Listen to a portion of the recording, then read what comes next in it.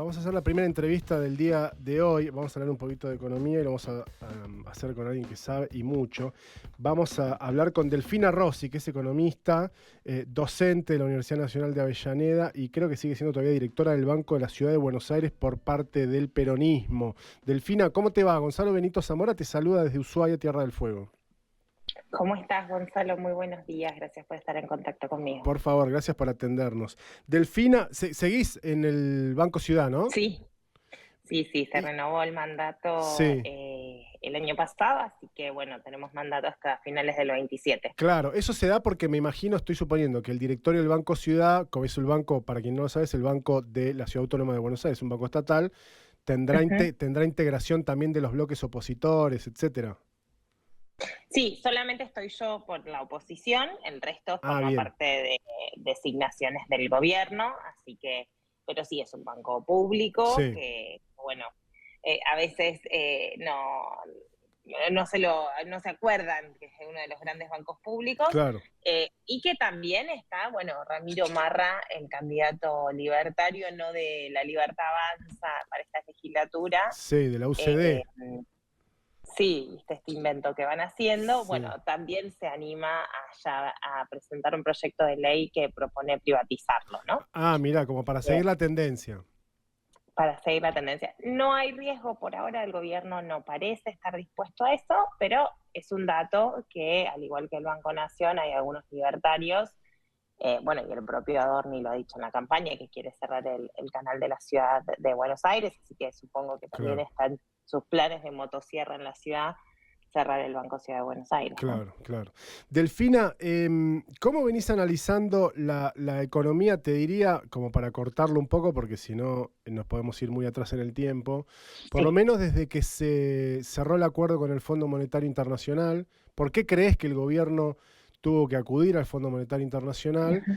Y bueno, este sistema de bandas en el sistema cambiario, ¿no? ¿Cómo ves que se viene desarrollando la economía del país más o menos desde ese momento para acá?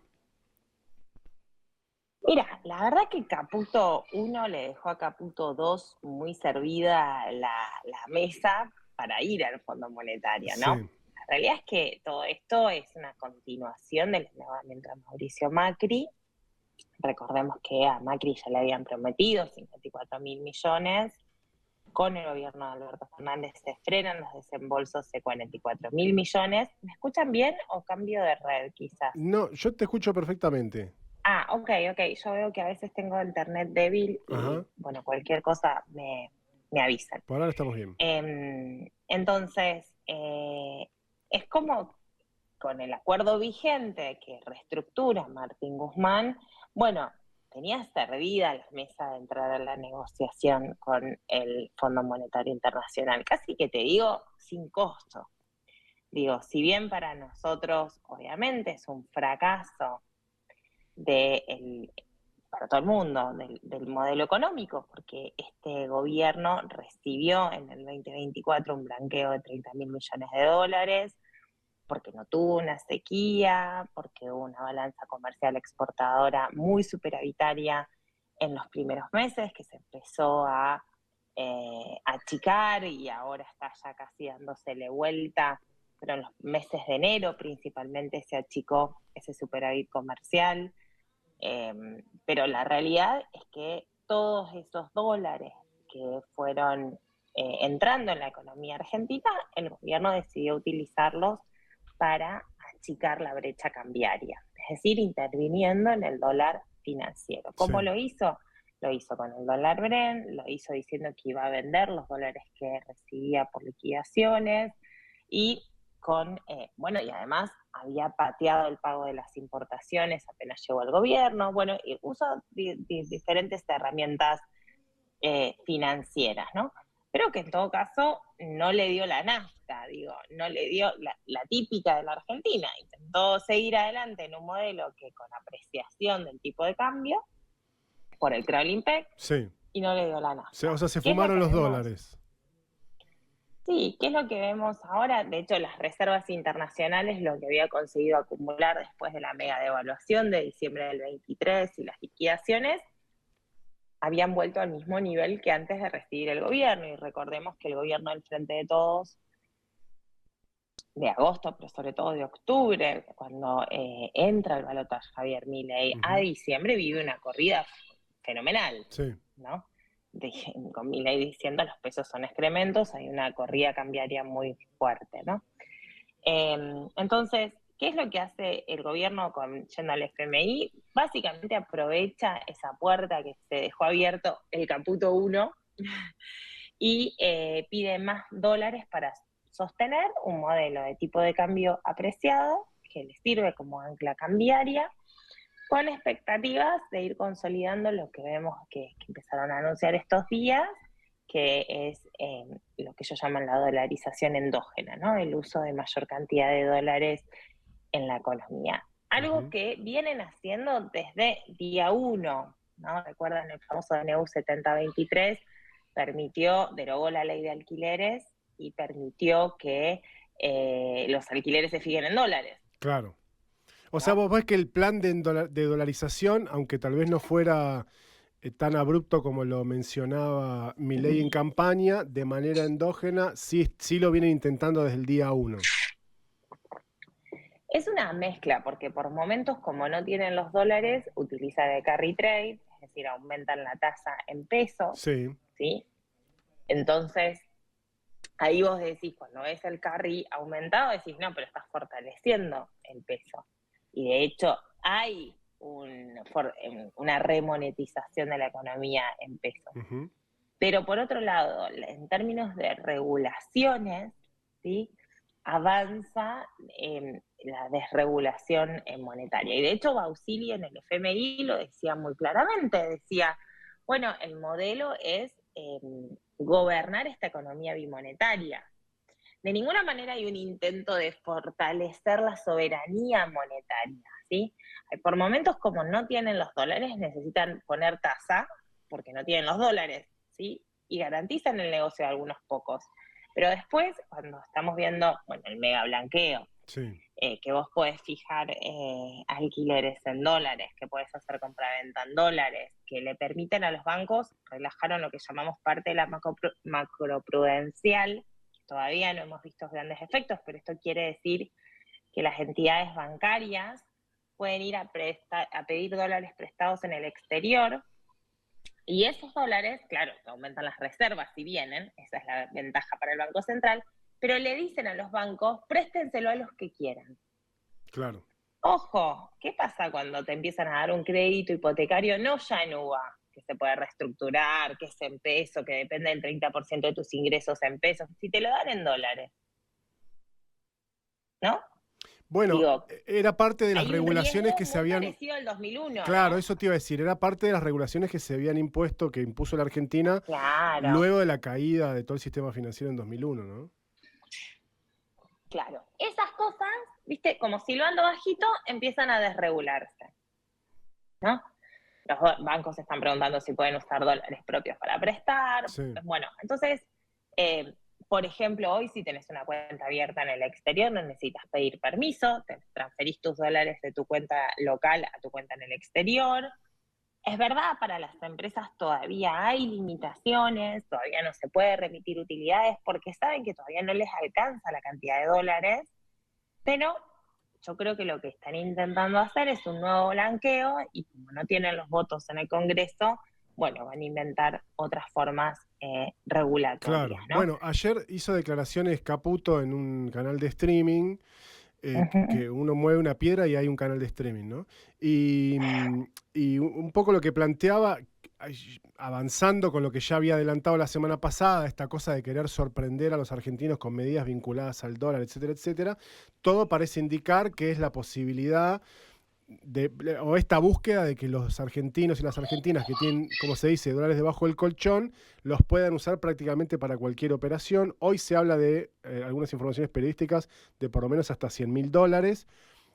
Digamos, ponerlos en circulación, blanquearlos, por ejemplo, en la compra de un inmueble, sin que AFIP, bueno, hoy Arca, te haga ningún tipo de pregunta de dónde sacaste esa plata. Sí, por eso, es otro blanqueo que afecta a los ingresos tributarios que debería pasar por el Congreso. Sí. Digo, no es que porque lo haces por minoristas no debería pasar por el Congreso, porque la atribución del Poder Legislativo es justamente regular lo presupuestario. Lo que pasa es que este gobierno es un gobierno que gobierna sin presupuesto. Claro. Entre sus lineamientos antidemocráticos está la discrecionalidad total sobre los bienes y sobre el patrimonio de los argentinos y argentinas, ¿no? Entonces, es un problema en términos democráticos. En términos económicos, mi gran pregunta es, ¿cuánta gente tiene hoy acumulado $100.000 abajo del colchón que no lo esté pudiendo usar? Porque la realidad es que la informalidad argentina hace que eso ya esté siendo utilizado. La realidad es que si vos venís ahorrando para el cumple de tu hija, yo siempre digo el cumple de 15, ¿no?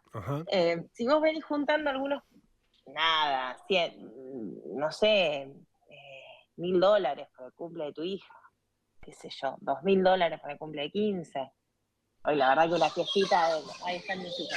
No hay ningún problema. Sí, esperen que estoy hablando, después voy, porque con el paro de transporte no tuvieron clase. Está muy bien. Vayan a jugar que yo ya voy. No, vayan a jugar allá, después voy, no, haceme el favor. Perdón. No pasa nada. Lo que decía sí. es que para mí ese grupo de trabajadores ya utiliza esos dólares para la compraventa de lo que quiera. Entonces, bien. ¿a quién está ayudando? Claro. Ahora, cuando se dice que la Argentina tiene 200.000 millones de dólares debajo del colchón, entiendo que lo que estás diciendo es, esa no es en su mayoría ni la clase media ni la clase baja. Claro, hay una concentración de riqueza y en realidad lo que uno debería buscar es que además esos dólares se vayan por cierto carril de la inversión productiva, porque acá de lo que no habla el gobierno nunca es de producción de trabajo. Entonces, es todo o el parche del parche, el engranaje del engranaje para poder... Espera que me hablan acá. Chicos. Estamos hablando con Delfina Rossi, que es economista, docente, directora del Banco Ciudad y es también madre, por supuesto. Y hace un rato les contábamos que está el paro de transporte, que por suerte no está teniendo inconvenientes aquí en la ciudad de Ushuaia, pero sí en el área metropolitana de Buenos Aires.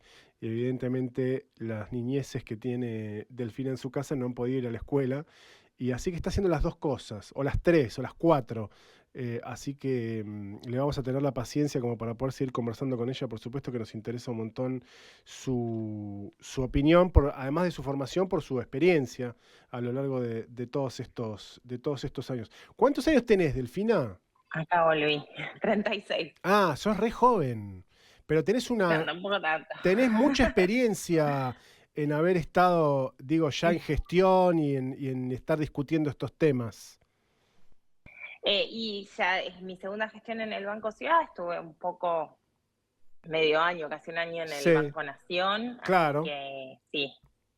Y bueno, y después lo que uno absorbe por estar en lugares a veces de discusión álgida, cuando lo he podido acompañar a mi viejo, al chivo, en determinados lugares. Claro, porque Delfina es la hija de Agustín Rossi, gran presidente de bloque en diputados. Sí. Delfina, para retomar la conversación, vos lo que decías era que la tenencia en su gran mayoría de esos 200.000 millones de dólares en realidad está muy concentrada. Bueno, que lo cuente Caputo, que tiene los dólares en el exterior. Claro, el tipo dice, che, pónganla ustedes. ¿Y él cuándo la trae? Claro. Bueno, él tiene guita afuera. Hoy lo escuchaba a Jairo Stracha, que decía que tiene guita en Estados Unidos y no sé en qué isla rara también, así de esas. Claro, digo, están todos ellos declarados. Están todos en los... Algunos declarados, algunos aparecen en los Panama Papers. También. Digo, en todo hay un libro muy interesante que se llama Argent Papers, ¿no? Digo, entonces te piden a la gente. En realidad no es que piden a la gente sutilmente. ¿Cuál es el mecanismo?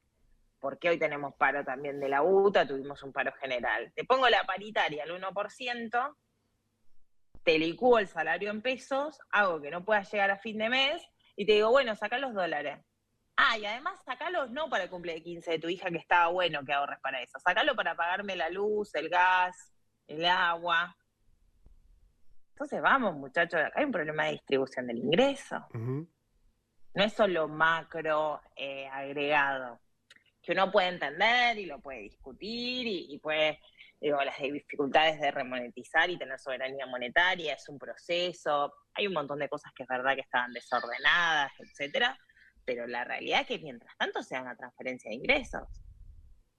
Y Delfina, La verdad. este proceso de dolarización endógena, ¿no te parece también que tiene otro costado, que es la necesidad, que es decir, que al gobierno no le alcanza con los 12.000, o si en junio, en junio no va a cumplir la meta, pero yo creo que el Fondo Monetario le va a dar los 2.000 más que faltan para esta primera etapa, más alguna otra cosa del Banco Mundial, etcétera, que está queriendo hacerse de más dólares para estar más holgado todavía, para seguir teniendo el dólar planchado de cara a octubre? Y bueno, es lo que está intentando también con la amenaza de cuando vuelven las retenciones, para que el agro le liquide, que ahí por lo que empezamos a escuchar no es todo tan color de rosas, ¿no? Bueno, yo estuve viajando por Santa Fe y por Córdoba, la cantidad de estilo bolsa que hay es impresionante, Ajá. o sea que no todo está liquidándose, pero sí hay una tensión ahí. Lo que pasa es que mientras tanto, digo, el mejor ejemplo es el tema del turismo. Vos te estabas yendo al exterior pagando $1.300 el dólar MEP, que podías acceder. Sí. El dólar turista estaba un poquito más caro, pero comprabas a 1.300, te ibas a Brasil. Digo, tuvimos la mayor salida de dólares por turismo en el primer trimestre del 2025, es mayor que toda la del 2018. Pará, va de nuevo. En el primer trimestre de 2025 los argentinos gastamos más en el exterior que todo el 2018. Sí, mirá. Esos son los números.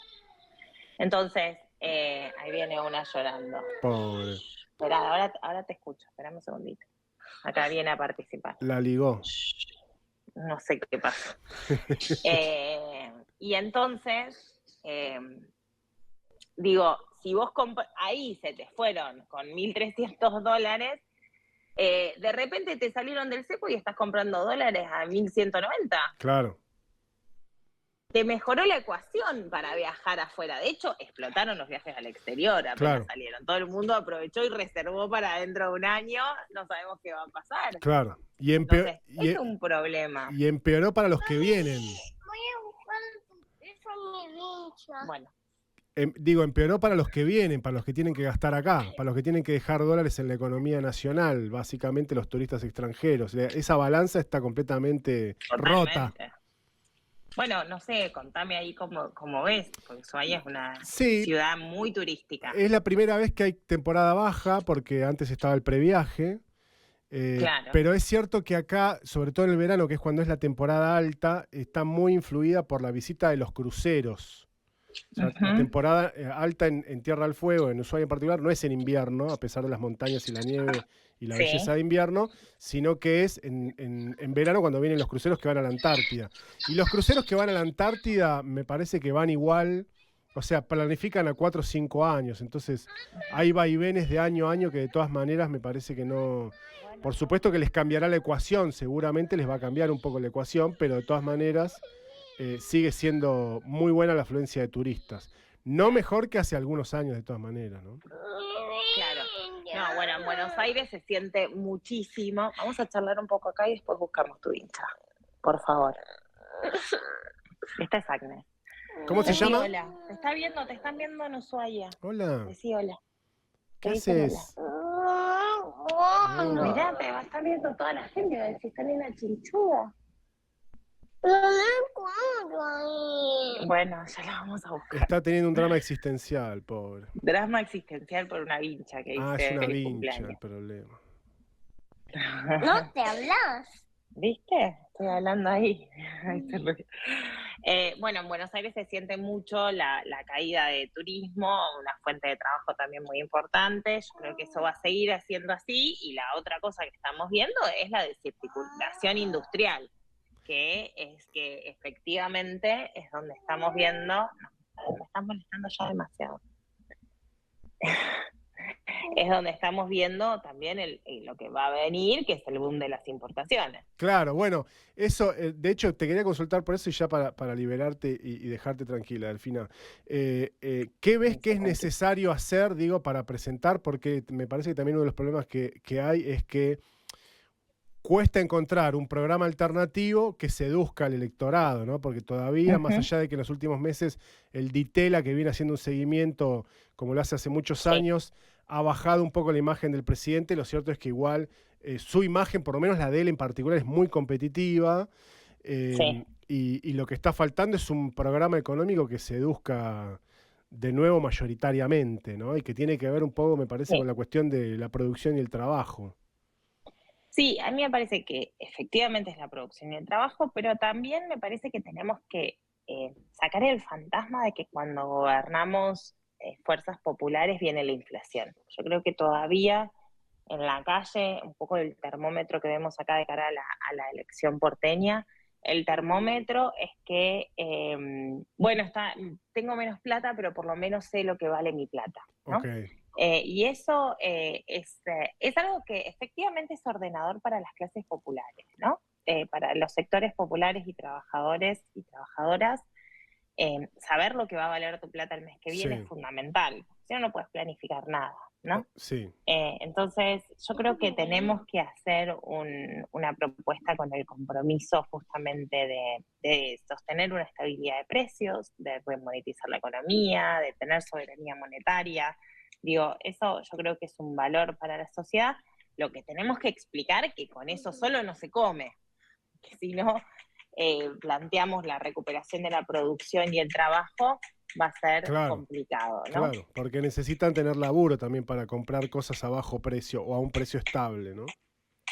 Sí, y además porque el mundo que se viene me parece que es bastante caótico. Entonces, lo que tenemos que ver es cómo podemos situar a la Argentina en un mundo muy caótico. Claro, claro. Delfina, gracias por estos minutos y poder conversar contigo. Fue un placer poder escucharte, por supuesto. La desprolijidad. No hay ningún problema. No hay ningún problema. Muchas gracias. No, gracias a ustedes. Un saludo a esas criaturas. Bueno, gracias. Chau, decía Agnes. Chau, chau. Chau. Chau, así, con la mano. Chau. Nos vemos, Delfina. Chau. Que estés muy bien. Hasta luego. Gracias. Delfina Rossi, economista, docente, directora del Banco Ciudad, hablando con nosotros, interrumpida, pobre, pero bueno, con tareas, por supuesto, del hogar. Y bueno, hablando un poco de esto, ¿no? Esta dolarización endógena que está llevando adelante, ella entiende más o menos desde el día 1 el gobierno de Javier Milei. Primero, por ejemplo, con una de los elementos que tomaba ella tiene que ver con poder llevar adelante contrataciones de alquileres en dólares a partir de lo que fue la baja de la ley de alquileres, ¿no? Y todas las movidas que se vienen haciendo desde hace tiempo, el blanqueo, nuevamente fortalecer las reservas del Banco Central, pero a fuerza de endeudamiento externo, y esto que viene adelantando Caputo en las últimas horas, que es aparentemente un nuevo blanqueo, pero no parece que vaya a pasar por el Congreso. Se habla, algunos medios, no lo dijo Caputo, algunos medios de Buenos Aires hablan de unos hasta $100.000 que podrían en teoría blanquearse, como por ejemplo, ellos dan ejemplo para la compra de electrodomésticos, vehículos o casas. Lo que decía Rossi es la gran mayoría de los famosos $200.000 que dicen que la Argentina tiene en el exterior. Lo dicen todos, así que debe ser cierto. O sea, lo dice Cristina, lo dice la presidenta del Fondo Monetario Internacional, lo dice todo el mundo. Pero lo que dice Rossi es, ojo, que es de esos $200.000 millones, la gran mayoría no pertenecen a la clase media, mucho menos a la clase trabajadora, a las clases populares.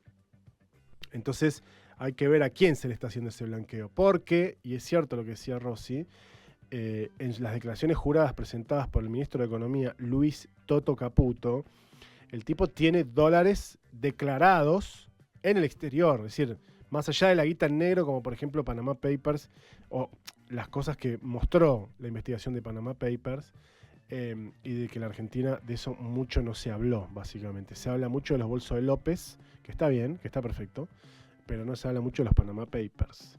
Y por algo es que no se habla de los Panama Papers.